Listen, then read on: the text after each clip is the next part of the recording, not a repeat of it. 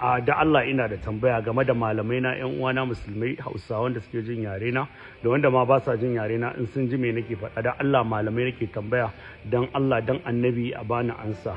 Ina da karancin tunani akan wannan tambayar da zan yi tun daga kan manyan malamai na Najeriya zuwa manyan malamai na TikTok abokanai na wanda suke faɗakar da al'ummar musulmai dan Allah tambayar ku nake yi game da fim ɗin Hausa. Kamar yanzu a fim ɗin Hausa ai salati ga shugaban halitta annabi Muhammad sallallahu alaihi wasallama abinda na fi so abinda ka fi so kamar a misali yanzu na ce Allahumma salli ala sayyidina Muhammadin wa sallim Allahumma salli ala sayyidina Muhammadin wa sallim ko kuma ce Allahumma salli wa sallim ala nabiyyina Muhammad Allahumma salli wa sallim ala nabiyina Muhammad ko kuma in ce Allahumma salli ala sayyidina Muhammad wa ala ali Muhammad kama sallaita ala Ibrahim wa ala ali Ibrahim innaka Hamidul Majid har zuwa karshe ko kuma in yi addu'a in ce rabbana atina fid dunya hasanatan wa fil akhirati hasanatan wa qina azaban nar rabbana la tuzigh qulubana ba'da idh hadaytana wa hab lana min ladunka rahmatan innaka antal wahhab subhana rabbika rabbil izzati amma yasifun wa salamun alal mursalin walhamdulillahi rabbil alamin fatiha kamar in yi addu'a haka ko kuma in yi karatun alqur'ani ko kuma in salati ga shugaba adadin iya salatin da na iya albarkacin bakina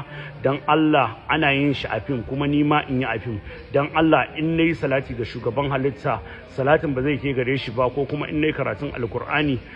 alkur'ani na bai karɓi ga Allah to shine nake da tambaya akai abin da yasa nake so in magana akai a fina-finan Hausa nan ko waƙoƙin Hausa za ga wani in zai fara zai sa bismillah ko zai sa sunan Allah kuma duka a cikin fim ɗin Hausa nan ake yi to ina so in tambaya sakon baya kaiwa dan Allah wannan sakon abin da yasa nake faɗar haka al'ummar musulmai namu na Hausawa sun yadda aka yi fim ɗin batsa yana lalata sun yadda aka yi waƙar batsa tana lalatawa to me zai hana ba ku yadda aka yi salati ga shugaban halitta kuma aka yi fim ɗin addini sakon ya kai ba so tunda ba ku yarda da haka ba dan Allah ina so a tunatar da al'ummar musulmai a zo a gyara in ba haka ba za mu koma gidan jiya fina-finan Indian da ake kalla da American da ake kalla